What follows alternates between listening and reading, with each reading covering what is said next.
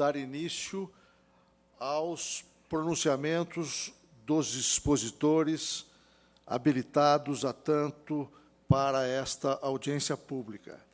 Antes de fazê-lo, gostaria de prestar brevíssimos esclarecimentos.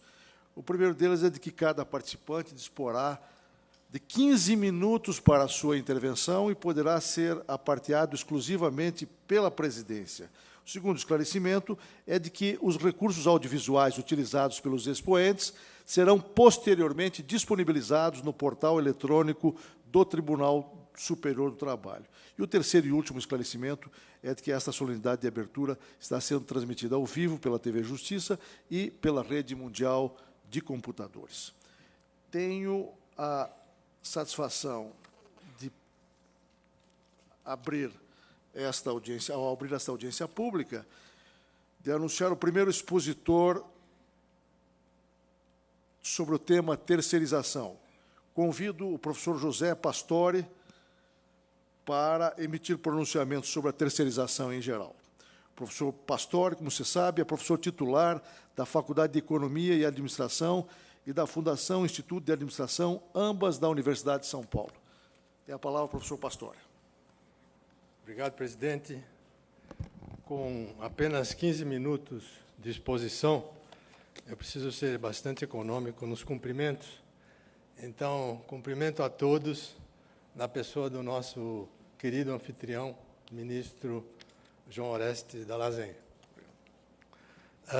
Uma palavra a Vossa Excelência, ministro. Eu tenho lido muito sobre terceirização. O meu ofício é esse. Mas, hoje, eu ouvi o mais completo pronunciamento e o mais denso pronunciamento e o mais oportuno pronunciamento de Vossa Excelência. Gostaria de cumprimentar a análise feita, que cobriu tantos aspectos absolutamente cruciais e que, se forem respondidos por essa audiência pública, eu acho que o Tribunal Superior do Trabalho terá marcado um grande gol nessa difícil contenda. Toda vez que uma atividade é realizada por várias empresas, várias pessoas, várias profissões, é claro que surgem disparidades. Surgem disparidades nas condições de trabalho, disparidades na renda, nos benefícios que as pessoas recebem e várias outras. E fica difícil estabelecer os limites de responsabilidade das partes nessas condições. As áreas cinzentas, como falou a doutora Hélia, são enormes no campo da terceirização. A terceirização, evidentemente, é um tema controvertido, e Vossas Excelências ouvirão nesta audiência pública muitas defesas, inúmeros ataques à terceirização e várias denúncias.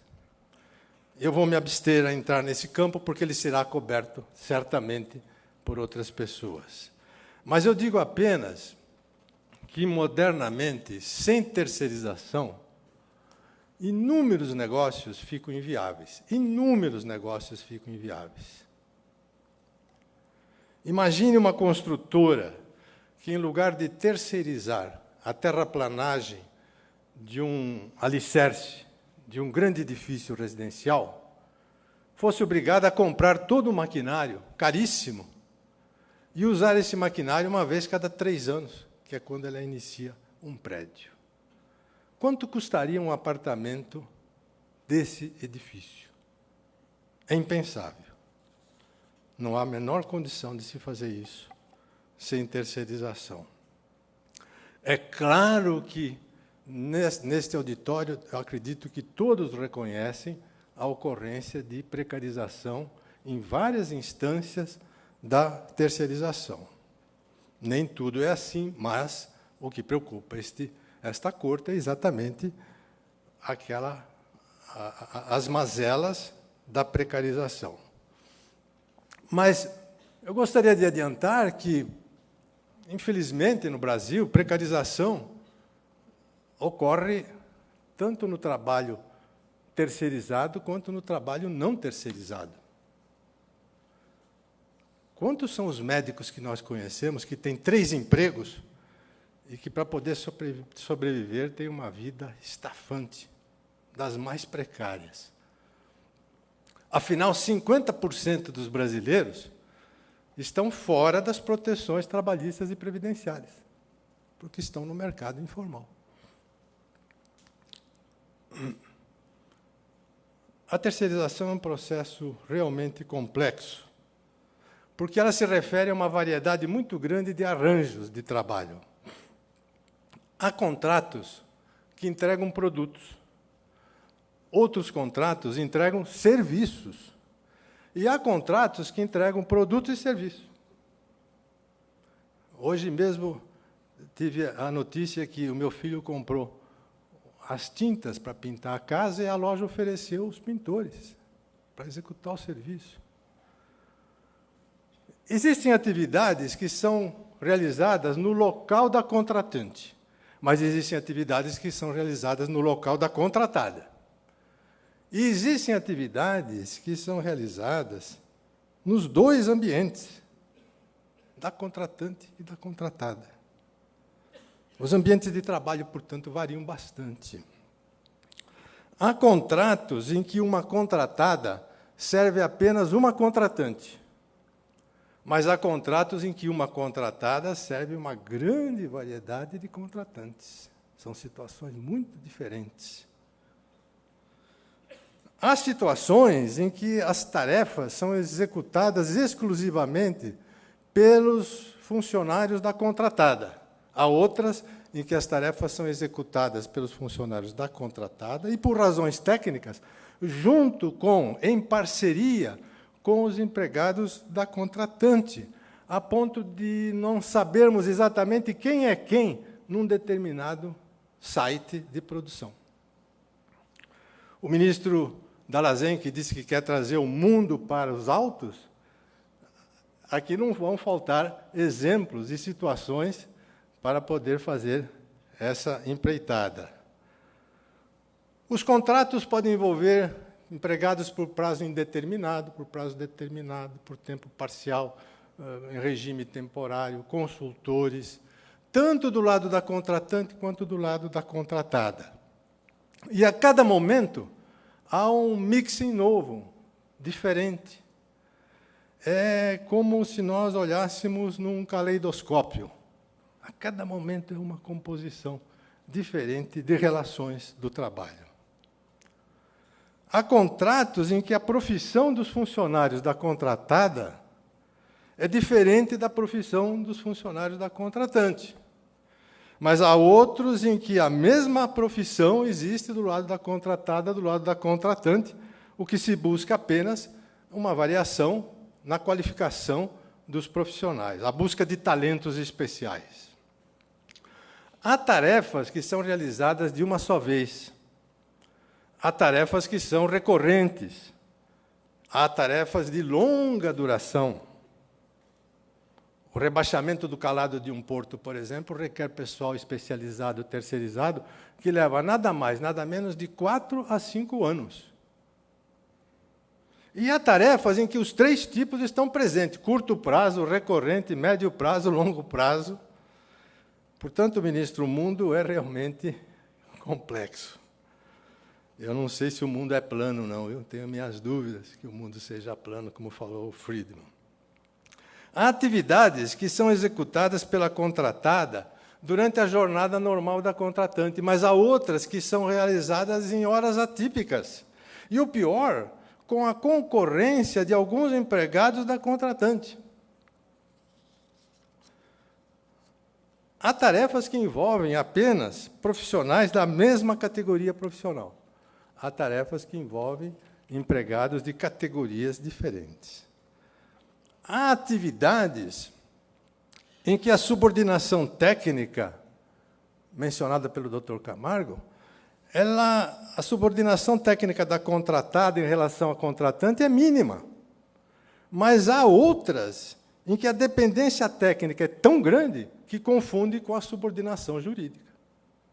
Mas o mundo é esse. Portanto, a terceirização não se refere a uma realidade, ela se refere a centenas e centenas de realidades diferentes, sendo impossível, portanto, administrar essas realidades diferentes com uma regra única, e muito menos com uma lei geral. Não há lei capaz de cobrir tamanha diversidade no campo da terceirização. Há contratos em que todas essas peculiaridades estão presentes. A Toyota do Japão, por exemplo, ela tem 500 fornecedores fixos. Esses 500, eles subcontratam 3.000 outras empresas que prestam serviços e produtos, entregam produtos em diversas localidades, ou às vezes na mesma localidade. E esses 3.000 subcontratam nada mais, nada menos do que 20.000 pequenas empresas que fazem parte daquilo que se chama moderna rede de produção. Nos dias atuais, a concorrência não se dá entre empresas. A concorrência se dá entre redes. Quem tem a rede melhor, vence. E vencendo, lucra, investe, arrecada imposto e gera empregos. Não vencendo, é tudo o contrário. Mas até aqui eu falei de contratos e de empresas, mas nós precisamos falar de trabalhadores. Porque, seja qual for a diversidade dos contratos, os trabalhadores têm de ser protegidos. E como fazer isso? Eu, modestamente, gostaria de deixar aqui, ministro, uma sugestão. Entendo que há dois tipos de proteção: as proteções básicas e as proteções complementares. Para a formulação das básicas, evidentemente, o caminho é a lei. Para a formulação das complementares, o caminho é a negociação, dada a diversidade que existe em setores e ramos de atividades. Falemos um pouco das proteções básicas. Evidentemente, aqui se inclui o cumprimento rigoroso da legislação trabalhista e previdenciária. Além delas, a reputação técnica, a obrigatoriedade de demonstrar a reputação técnica da contratada, a capacitação dos seus empregados, são básicos isto aqui, são itens básicos, a obrigatoriedade da contratante em assegurar um ambiente adequado de trabalho para os empregados da contratada, especialmente nas áreas de higiene, de segurança, de saúde, de alimentação, e assistência médica no caso de um acidente, parte da legislação básica.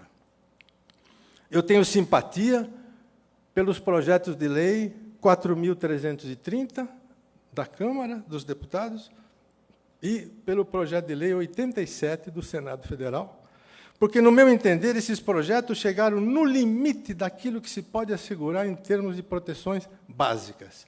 Daí para frente, vai para o campo da negociação, com as proteções complementares. O que dizer sobre elas?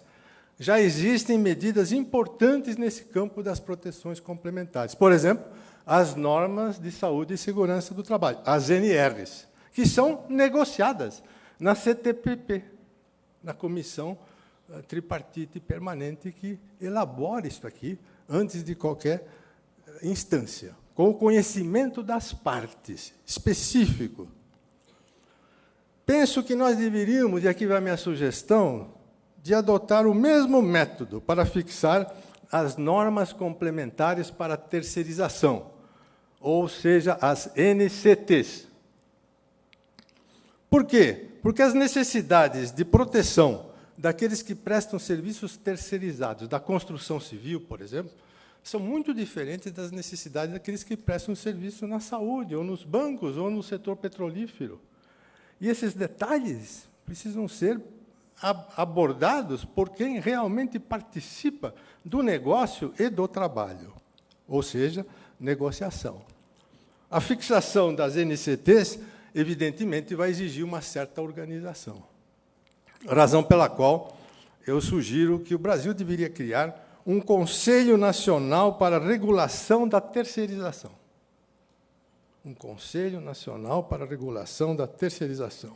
que abrigaria câmaras setoriais, onde seriam feitas as discussões, elaboradas as normas, depois poderiam subir para a instância como sobem as NRs, e também câmaras essas que cuidariam de renovar e atualizar permanentemente essas normas, o que é difícil de fazer por lei, porque as tecnologias mudam a cada minuto, a cada instante as tecnologias mudam e os métodos de produção também mudam. Isso tudo sem inviabilizar, evidentemente, os negócios das empresas que necessitam terceirizar. Esse conselho poderia se inspirar nos poucos acordos e convenções que já contemplam essa matéria. É interessante verificar que já existem alguns acordos e convenções contemplando essa matéria, são poucos, mas se inspirar também nas muitas reclamações que estão acumuladas no Ministério Público e no Tribunal Superior do Trabalho e em outros tribunais. Seria uma fonte de inspiração para os primeiros passos. Com o passar do tempo, quem sabe, esse conselho poderia se transformar num conselho realmente permanente, do tipo daquele que hoje elabora as normas ligadas à saúde e segurança do trabalho. Mas nem a lei, nem as NCTs, no meu entender, seriam impeditivas de contratar qualquer serviço, meio ou fim. Por quê? Porque a prioridade estaria num outro lugar.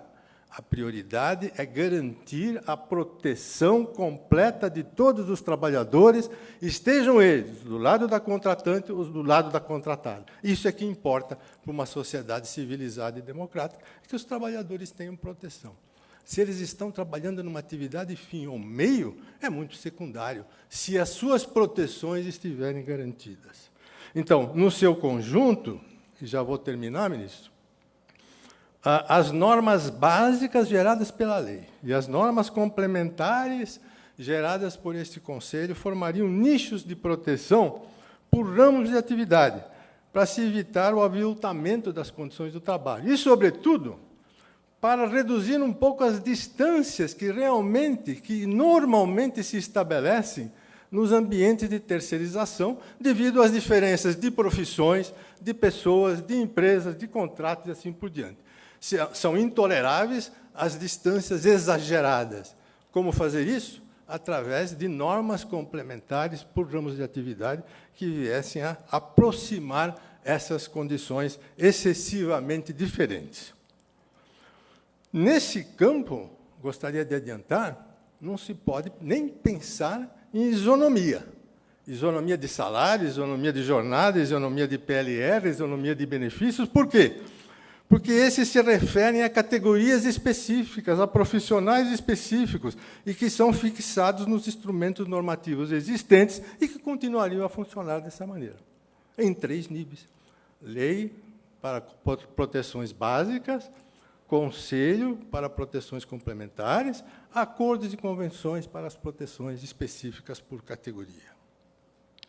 Em resumo, com todo respeito, ministro, eu apresento esta contribuição de combinar lei e negociação articulada num nível nacional para estabelecer proteções setoriais ou por ramos de atividade. Mas, para operar um modelo desse tipo, concordo inteiramente com Vossas Excelências, é imperioso aprovar com urgência um dos projetos de lei acima mencionados. Por quê? De nada adiantará fazer um esforço grande para se chegar a normas complementares se nós não temos as normas básicas. Muito obrigado pela oportunidade e cumprimento o senhor ministro mais uma vez.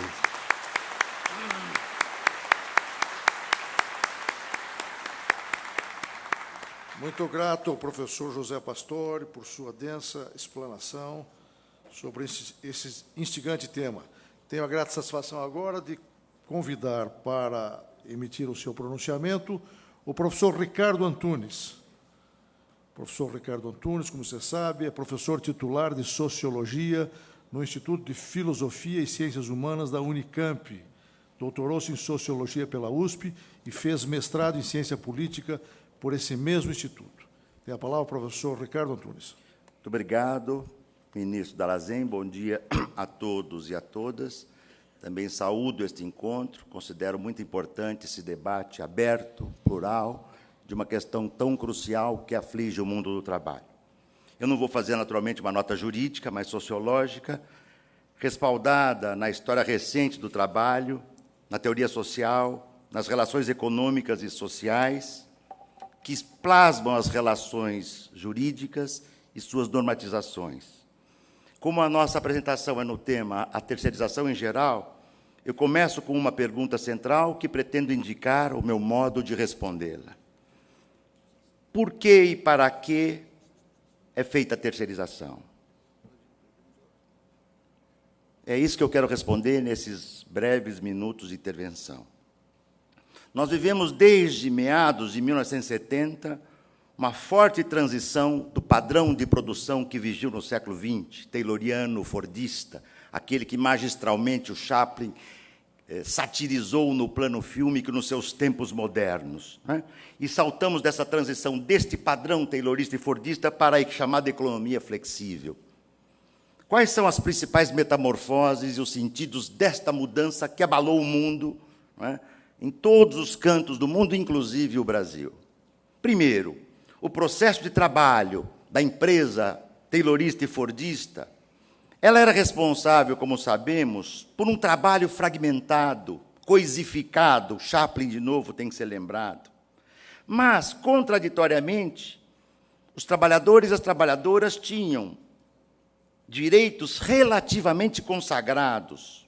Resultado, é preciso dizer, de lutas históricas da classe trabalhadora contra a jornada de 18 horas ininterrupta, como existia na Inglaterra da Revolução Industrial, contra a degradação brutal do trabalho infantil, do trabalho desigual entre homens e mulheres, e estas lutas históricas dos trabalhadores ao longo de décadas e séculos conseguiram normatizar direitos do trabalho, de tal modo que a gente possa falar em jornada de 8 horas, embora muitos queiram, em nome de uma inevitabilidade do mercado, voltar a jornada para 17, 18 horas de novo, como nós vemos hoje em experiências no cenário mundial. Mas esse trabalho era um trabalho relativamente contratado e regulamentado. Com esta reestruturação produtiva que se redesenha dos capitais das empresas, nessa competição intensa de 500, 600 transnacionais, né, que ficam em busca de maior produtividade, redução de custos, e o trabalho é visto como custo, essas empresas, esta lógica da empresa flexibilizada, passa a exigir a flexibilização dos direitos do trabalho. Esta segunda forma, portanto, da empresa flexível, de 1970 para cá, com experiência no modelo japonês toyotista, com experiência na Benetton e na Terceira Itália, com experiência do Vale do Silício nos Estados Unidos, entre tantas outras tantos outros experimentos que eu poderia citar aqui, mas que o tempo não permite, elas advêm da implantação do que eu denominei, em certo estudo, de flexibilidade liofilizada, aparentemente mais participativa, mas que é responsável pela corrosão, pela construção monumental dos direitos sociais do trabalho em escala global.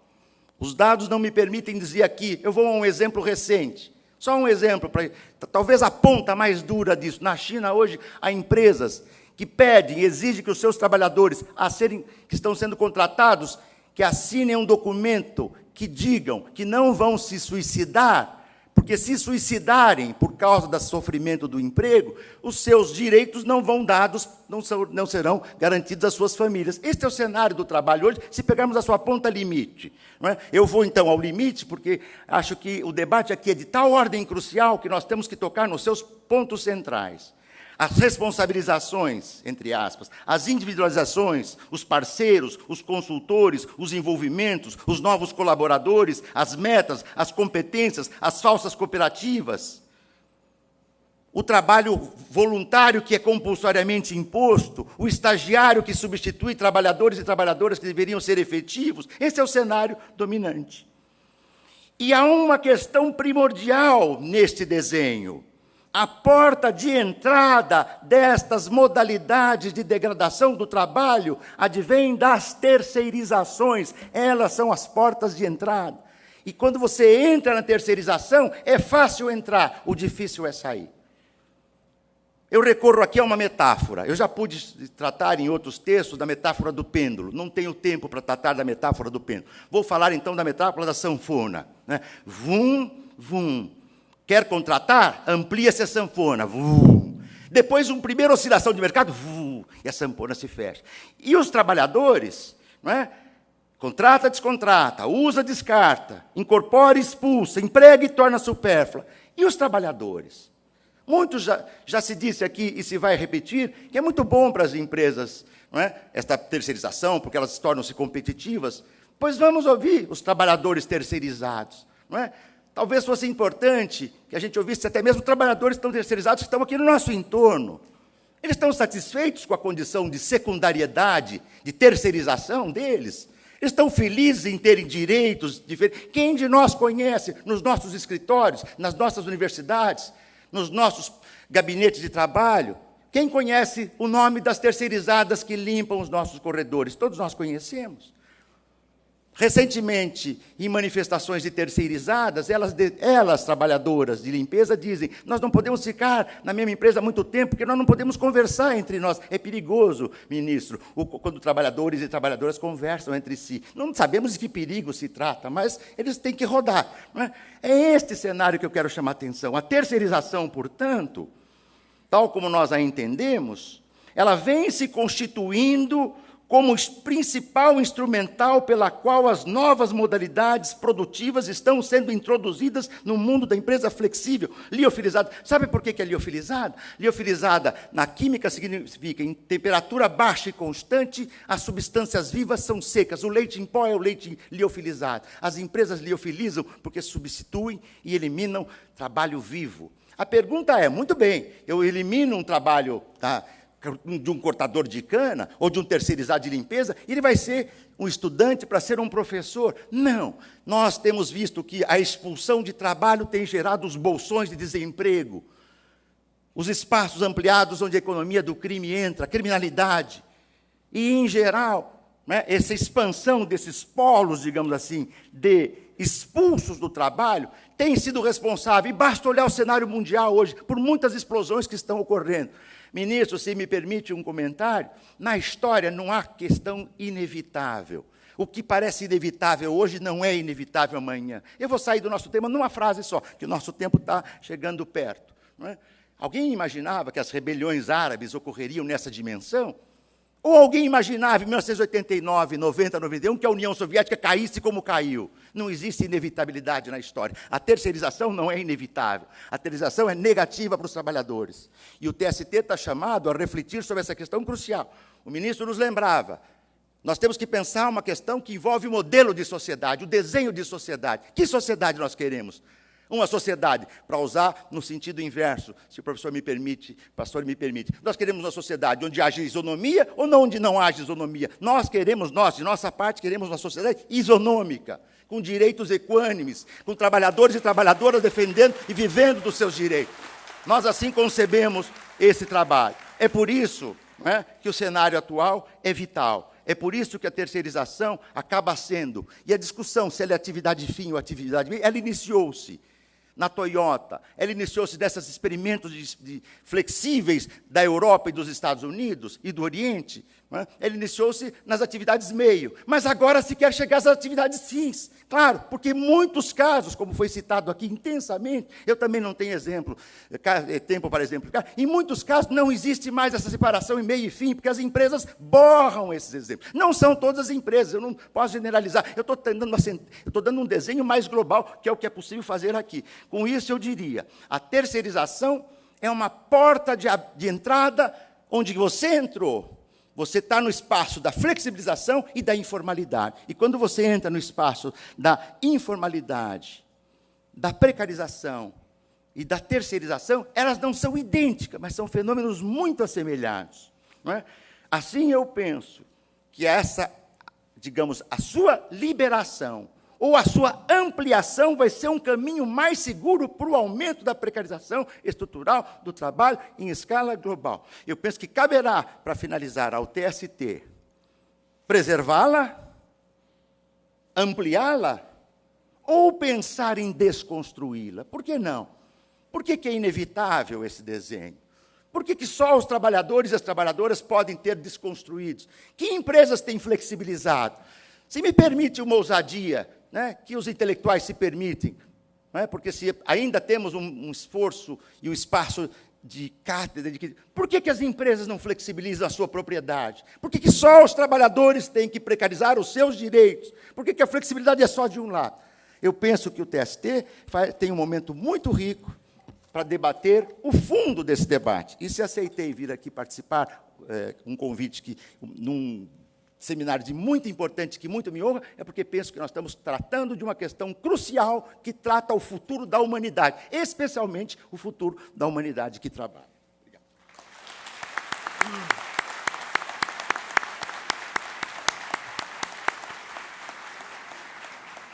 Agradeço o pronunciamento do professor Ricardo Antunes e convido, desde logo, o doutor Gessner Oliveira, representante da Associação Brasileira de Distribuidores de Energia Elétrica, para fazer a sua exposição.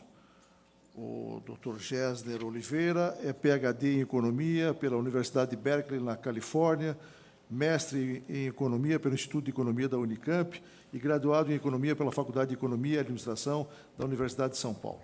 Tem a palavra. Queria dizer, ministro, presidente dessa corte, ministro João Oreste Dallazen, queria dizer que é uma grande honra, como profissional e como cidadão, participar dessa audiência pública e poder compartilhar algumas ideias, especialmente tendo depoimentos tão gabaritados, tendo sido precedido pelo professor José Pastore e pelo professor Ricardo Antunes. Eu gostaria de usar, para ficar no meu tempo, gostaria de usar uma apresentação com algumas transparências, procurando abordar o tema da terceirização como fenômeno socioeconômico na economia global. Refiro-me à economia global, porque nós gostaríamos de abordar 3 tópicos nesse curto espaço de tempo. Primeiro, a tendência de terceirização como um fenômeno geral, e não apenas como um fenômeno de algumas regiões do planeta. Em segundo lugar, a terceirização como fator de competitividade, e é muito importante destacar isso, porque quando nós falamos que é um fator de competitividade, nós falamos que é um fator que permite o fortalecimento da economia nacional e, consequentemente, a geração de empregos. E, por fim, a terceirização como uma fonte de oportunidades de novos e melhores trabalhos, como uma fonte que permite surgir oportunidades que, de outra forma, simplesmente não existiriam. Gostaria de chamar a atenção, então, para 3 pontos. Primeiro, que no mundo, e não apenas em algumas regiões, a tendência à terceirização é irreversível. Não se trata, com todo o respeito, professor Ricardo Antunes, de uma inevitabilidade. Trata-se de um fenômeno diretamente associado à organização produtiva. Em segundo, a competição impõe a adoção de fatores de competitividade, respeitando, naturalmente, como foi muito bem acentuado aqui, todos os direitos, toda a proteção que o trabalhador precisa ter. Mas, se o Brasil se furtar a adotar fatores de competitividade, ele perderá produção, perderá emprego, perderá oportunidades. E isso, sim, é extremamente nocivo ao trabalhador. Então, eu vou procurar aprofundar um pouco esses tópicos e chamar a atenção para as grandes características da produção atual. Já foi aqui muito bem explanado como, no passado, havia uma tendência de empresas que procuravam fazer todas as atividades internamente. Essa era uma tendência predominante, viviam em situações muito mais protegidas da competição internacional. Por algumas décadas, eu já tive a oportunidade de lecionar sobre economia internacional. O ritmo de mudança e o ritmo de integração da produção tem sido alucinante. Nenhum país pode se furtar a essa competição global. Nós temos hoje, como foi acentuado aqui pelo professor Pastore, redes de produção, empresas integradas em redes de produção que procuram focar, concentrar suas atividades nas suas competências, procuram aproveitar ao máximo aquelas competências para desenvolvê-las e oferecer mais oportunidades. Eu gostaria de chamar a atenção para 3 características, para 3 tipos de redes de produção muito comuns e que nós conhecemos na nossa economia e na economia mundial. As redes onde há coordenação entre as empresas. Foi mencionado aqui o caso da Toyota. Eu vou mencionar mais 2 casos em que uma empresa lidera uma rede muito ampla de produção em várias regiões do planeta. Há várias aglomerações industriais que geram aquilo que nós chamamos de economias de aglomeração. Nós conhecemos no Brasil vários polos industriais importantes que são justamente redes de empresas localizadas em setores calçadistas, setores mobiliários, em vários estados do Brasil. E, por fim, e talvez o mais importante do ponto de vista do ritmo de crescimento, há polos de redes tecnológicas muito importantes para o crescimento. Eu chamaria a atenção para o fato de que, se há um consenso em relação ao que dá origem ao crescimento, ao que acelera o crescimento, é a inovação tecnológica. E sem as redes tecnológicas seria impossível haver crescimento. E sem crescimento é impossível haver oportunidades de trabalho. Portanto, essas redes são da maior importância. Quando nós analisamos a vasta literatura sobre a experiência de terceirização, nós observamos que em todos os continentes ela acontece. Nas economias com maior produtividade, ela acontece. Nas economias que geram mais emprego, ela ocorre. A terceirização realmente é uma forma através da qual as empresas conseguem, e os trabalhadores conseguem, focar naquelas competências que são aquelas que vão permitir melhores produtos e melhores serviços. Isso ocorre, portanto, na América do Norte, na Europa, na Ásia. Eu vou me ater em alguns exemplos específicos. Vou lançar a mão de um estudo do professor Inocente, da Universidade de Siena, para me ater à experiência na Itália, a experiência da Fiat, e a experiência na França, e também, do ponto de vista tecnológico, desses dois países para a terceirização. No caso francês, eu chamaria atenção para a importância de redes de pequenas e médias empresas, que são geradoras de emprego. Daqui a pouco eu vou oferecer algumas informações sobre a importância dessas empresas para a geração de emprego. Então, no caso francês, eu chamaria atenção para isso. No caso da Fiat, chamaria atenção para o fato de que a organização, em várias camadas de empresas que participam da rede de produção da Fiat, ofereceu a oportunidade para o fortalecimento de empresas fornecedoras, que hoje exportam para várias regiões do mundo e, consequentemente, geram empregos. Então, são redes de empresas que fortalecem a economia nacional e que geram mais empregos e mais oportunidades para essa economia. Além disso, chamaria atenção que a economia moderna é a economia de serviços. A tendência é o crescimento da parcela de serviços do PIB na economia mundial. E é nessa economia que as oportunidades de foco em competências, as oportunidades de melhoria do processo ocorrem com mais frequência. E é justamente nesse setor onde ocorrem vários exemplos de terceirização. Chamo a atenção para o exemplo dos Estados Unidos, para o forte aumento da parcela do setor de serviços na economia americana, 50% para 80%, num espaço de poucas décadas. Chamo a atenção para o que aconteceu na França, um aumento de 50% para 75% também num espaço relativamente curto de tempo, quando nós olhamos a história econômica numa perspectiva mais ampla. E o mesmo fenômeno ocorre no Brasil. É inevitável? Não é inevitável, mas é desejável do ponto de vista de fortalecimento da economia nacional. Precisa representar uma perda para os trabalhadores? Não, não precisa representar uma perda para os trabalhadores. São assuntos distintos. Nós precisamos gerar oportunidades de trabalho e proteção ao trabalho simultaneamente. E, finalmente, chamaria atenção como um fator de competitividade. Exatamente por isso, o Brasil precisa aproveitar as oportunidades nesse primeiro quartel do século XXI. É muito importante dar um salto no crescimento para realmente oferecer oportunidades e realmente passar para o primeiro pelotão do planeta. Nós não estamos ainda nesse primeiro pelotão do planeta. Chamo a atenção para o fato da oportunidade de especialização como aumento da produtividade, que é fundamental para fazer crescer a economia.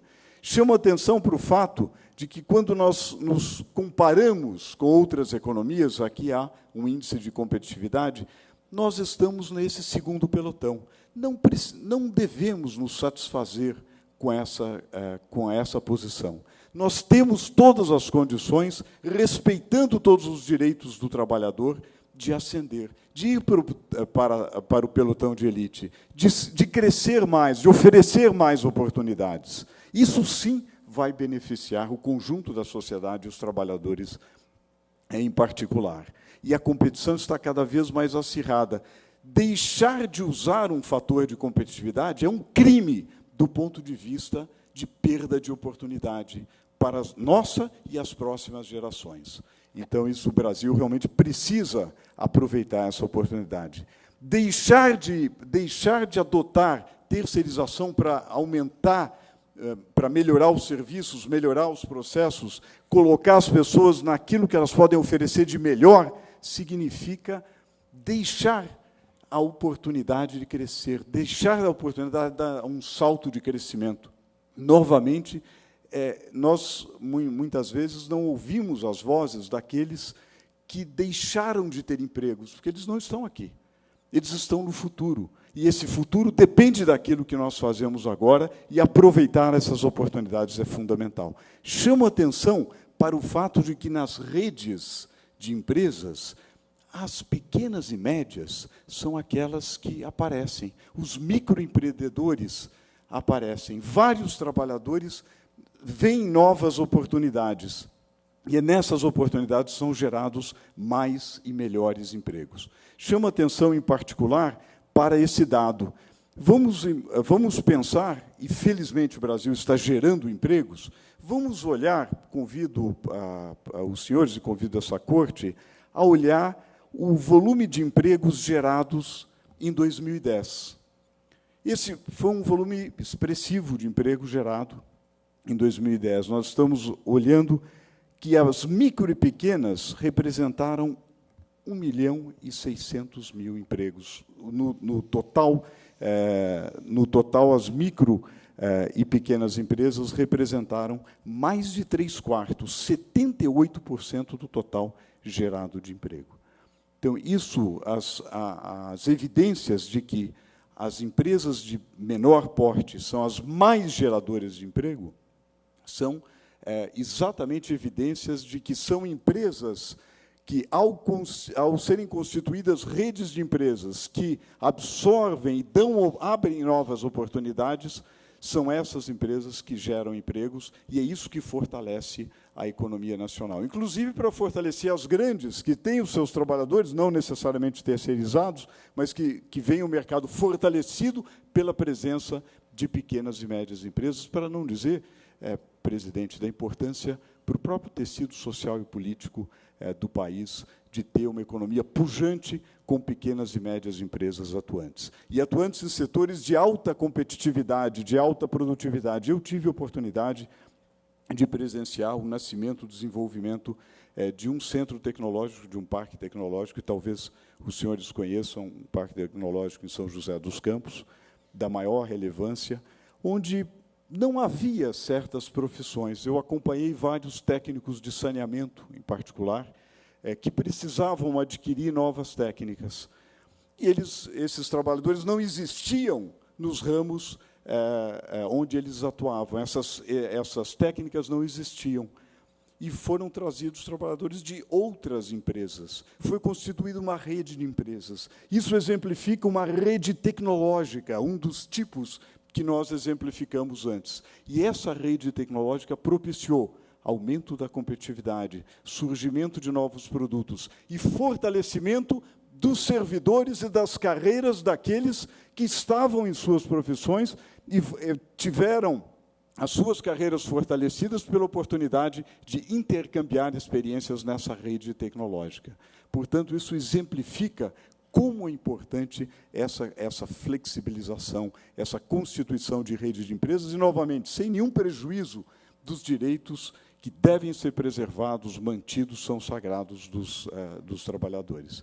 Portanto, eu chamaria a atenção que ser contra a terceirização é ser contra algo positivo, é ser contra serviços de melhor qualidade para o consumidor, é ser contra a geração de empregos formais, é ser contra a possibilidade de oportunidades para pequenas e médias empresas, oportunidades que não ocorrerão se houver uma inibição à terceirização. É estimular o ser contra, é inibir o progresso técnico, que é a fonte de avanço da sociedade humana em direção a relações de produção mais justas. E, finalmente, é contra a reorganização produtiva, que certamente nós queremos aprimorar, nós queremos melhorar, mas não queremos retroceder. Em particular, o Brasil tem um risco muito grande de retrocesso, e que, em um minuto, eu vou mencionar esse risco. Esse é o risco de retroceder a uma economia primário exportadora. Se nós analisamos o conteúdo tecnológico das nossas exportações, ele está cadente. Se nós observamos o avanço das exportações em recursos naturais e commodities, isso é muito positivo e saudável.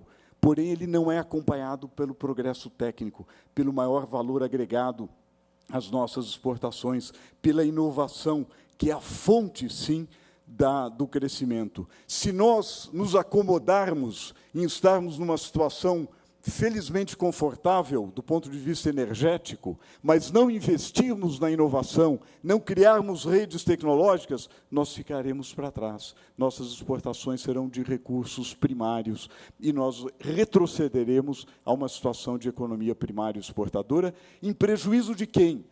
Em prejuízo do conjunto da economia dos consumidores e dos trabalhadores, que perderão oportunidades de melhores trabalhos. Portanto, vamos deixar de lado a ideia de inibir a terceirização. Vamos estimulá-la e, ao mesmo tempo, proteger o direito dos trabalhadores. Eu peço desculpas se me exaltei um pouco e talvez tenha transgredido um pouco o tempo, mas é que realmente esse tema é um tema da maior relevância para a economia nacional. Nós não podemos confundir uma tendência que é uma tendência inerente ao funcionamento da economia com uma preocupação absolutamente saudável do direito dos trabalhadores. Muito obrigado, foi uma honra me dirigir a essa corte.